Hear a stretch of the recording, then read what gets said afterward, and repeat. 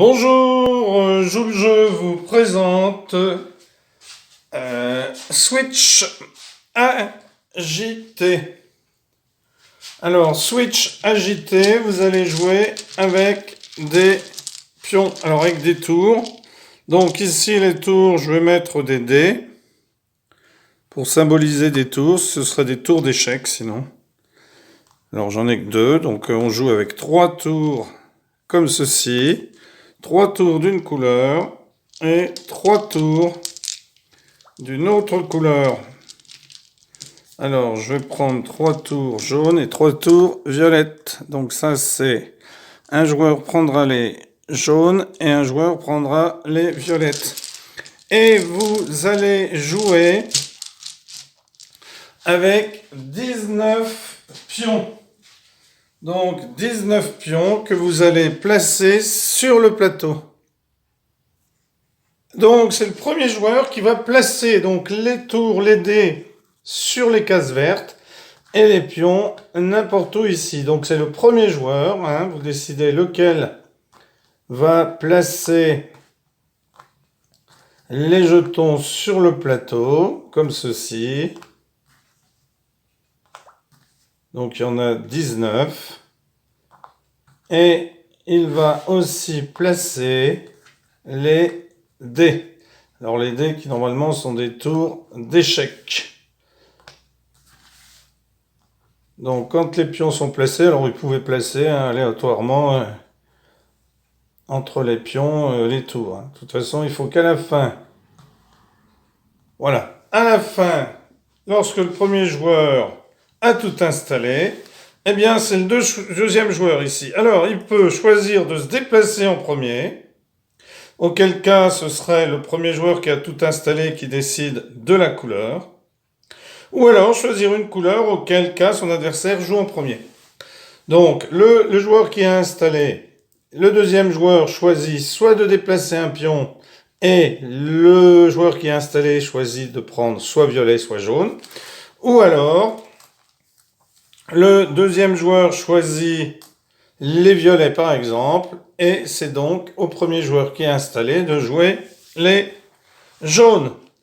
Alors, on va jouer ici au jeu du switch agité. Alors, les joueurs se déplacent et doivent se déplacer à tour de rôle. Chaque joueur doit à son tour déplacer une de ses tours, donc un des dés. Une tour doit toujours terminer son déplacement sur une case libre. Elle peut se déplacer de n'importe quel nombre de cellules vacantes, vides, n'importe quel nombre de cases libres suivi d'une perle ou d'une rangée ininterrompue de perles, à condition qu'il y ait au moins une case libre au-delà sur laquelle elle puisse atterrir. Les perles ainsi sautées sont capturées et ajoutées à la réserve du joueur. Le premier joueur qui réussit à capturer 10 pions a gagné, ou alors à capturer les dés de l'autre joueur.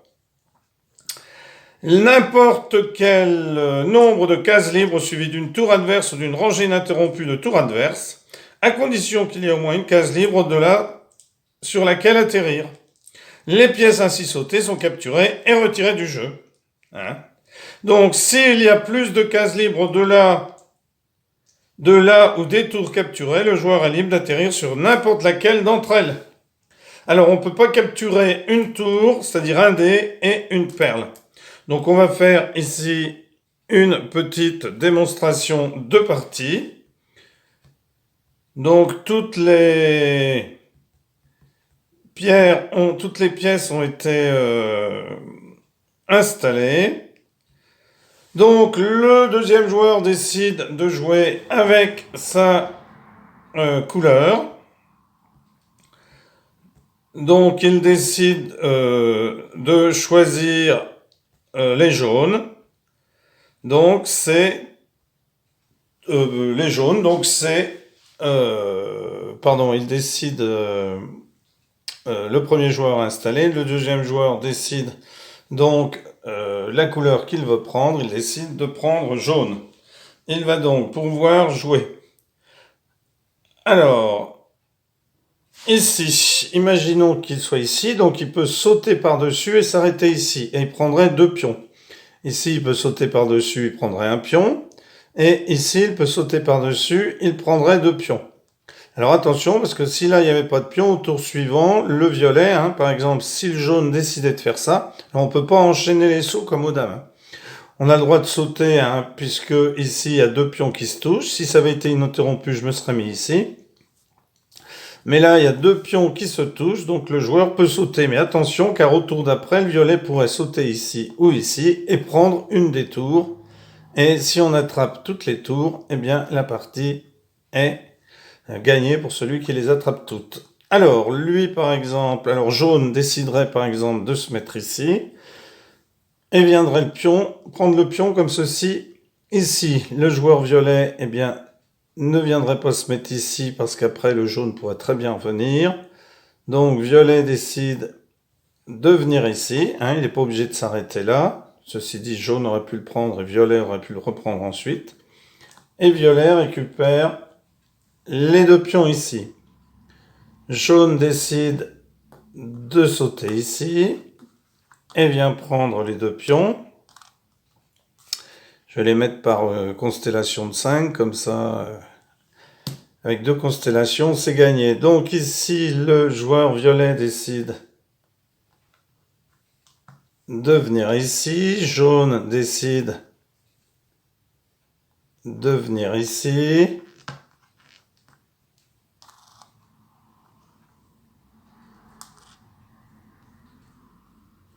Violet décide de sauter ici.